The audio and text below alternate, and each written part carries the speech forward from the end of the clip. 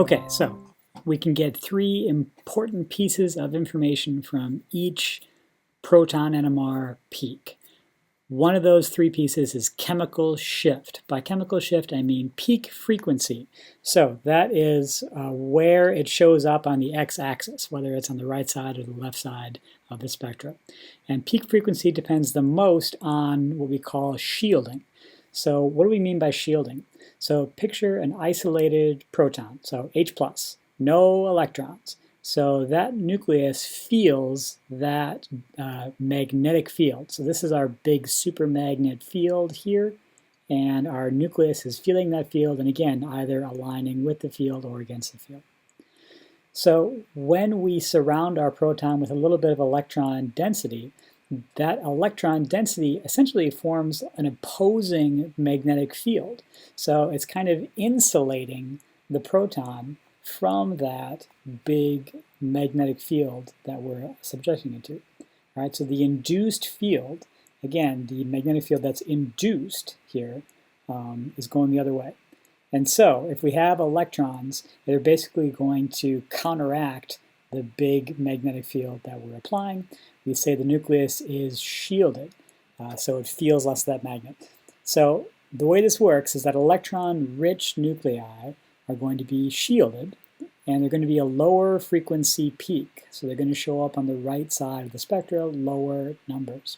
But electron-poor nuclei don't have this kind of shielding. We call it deshielded, and those are going to be higher frequency peaks on the left side of the spectrum. So in this video, I'm going to talk just a little bit about where we can expect to see certain functional groups. None of this is obviously going to be memorized this year because we're not memorizing things. But I think this is really useful to have kind of in your head where stuff should roughly be. So let's start on the extreme right side of the table. So usually the lowest frequency peak that we'll usually see is a methyl that is on kind of next to another carbon. So the methyl on the end of a chain is pretty much the only thing you'll see under 1 ppm. So if I see something right around this region, I know right away that is a methyl group that is not deshielded by stuff. Other non-deshielded alkanes are going to show up somewhere between 1 and 2, a little bit over 1. And now we talked about shielding. So by shielding, how can a group over here affect the electron density around this H? Okay. And again, we can go through a giant long list of things, but this is how I remember it. Kind of break it down to weakly deshielding, moderately, and strongly. And then I say weakly is about 1 to 1.5 really. Here it's 2, really 2 to 2.5, and this is 3 to 3.5.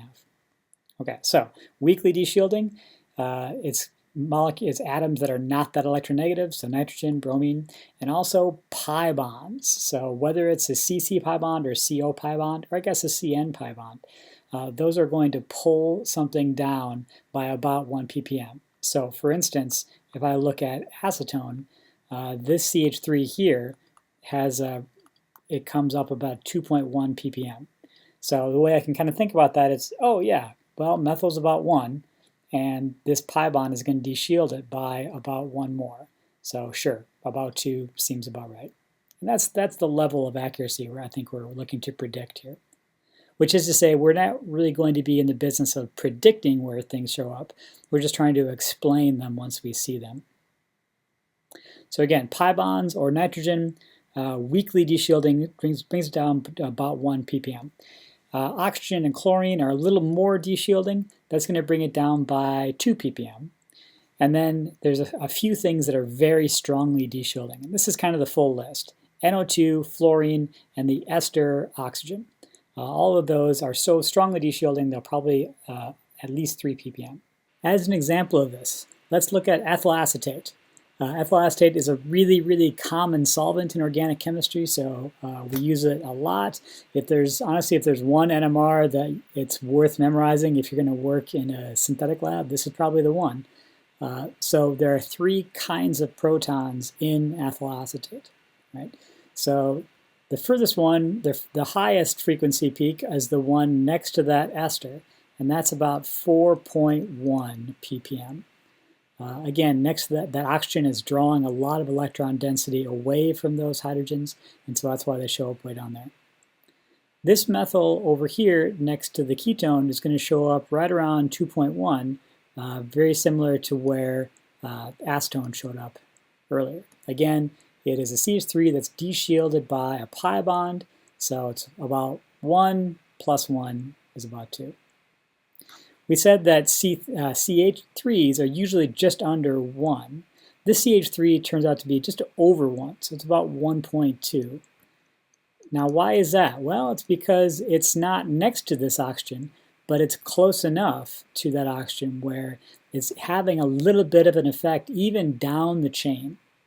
Okay, and so this electron withdrawing makes a big difference to the thing next to it, but even has a little bit of an effect one door down and maybe even a smaller effect 2 doors down. Okay, so 4.1, 2.1, 1.2, those are the 3 protons in ethyl acetate. Okay, let's keep going. So compounds with pi bonds. Now to zoom out a little bit, most of your alkenes are going to be in this 4.5 to 6.5 range. Arenes, aromatic protons, we'll look at aromatic peaks a lot. And those are going to usually be in this 6.5 to 8.5 range. Aldehydes, 9 to 10 really sticks out because there's really not a whole lot else that's going to be up this high. So if I see a peak between 9 and 10, it's almost always going to be an aldehyde. But let's go back. Why? Why are these pretty non-polar, not seeding electron poor compounds? Why are they so high in chemical shift? And if the alkenes are this high, why are alkynes way down here at 2.5? Pretty consistently. Why aren't alkynes way up here? How does that work? Okay, so we have to go back to physics. So again, we've got our big magnetic field here. Here is a benzene ring. A benzene ring's got all these pi electrons on top and on the bottom. And what happens is all those big clouds of electrons generate a magnetic field, right? And the direction of that magnetic field is known. It goes like this. And so, again, it goes down through the middle. So if you could find a way to put a proton in the middle of this ring, it would actually be really, really shielded. And there are some cases, some like bigger rings where we do put stuff in the middle, and yeah, it's like negative ppm. But that's not where these H's are. These H's are on the outside of the ring, right where this induced field is going the same direction as the big external field. So these hydrogens on the end of the ring not only feel the big supermagnet, but these electron clouds above and below the ring actually add to that external field. And so you end up with pretty big frequency peaks, very deshielded up at 6.5 and 8. And it turns out that for alkynes, this big induced field that comes up as part of the magnetic field is actually counteracting the field here, right? So here the field is going down at the protons, and so that is counteracting some of this big magnetic field here, and so that's why alkynes are pretty shielded, 2.5. Okay, so this is a pretty good overview of the CHs that we would expect to see. The OHs and NHs are sometimes a little bit harder to tell because they're exchanging with water. Sometimes we can see the peaks show up in different places depending on how wet our sample is. So generally speaking, your OHs and your NHs in normal alkylamines are going to show up somewhere on the right side of this spectra. Phenols, that OH is going to be quite a bit higher, 5 to 8 or so, because of resonance. Amides are going to be in this 5 to 9 range, and carboxylic acids are going to be quite a bit higher. They might be up at 10 to 12. And they're also kind of distinctive in that they're often very broad, whereas these other CHs are very sharp. Aldehydes look like that. And amides, sometimes amides can be a little broad, but they're not usually as broad as carboxylic acids. So they're broad for the same reason that their IR peaks are broad, which is H-bonded.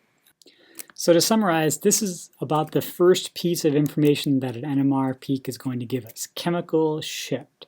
how electron rich or poor the proton is, sometimes due to this induced field. So we're going to get a lot of functional group information from that.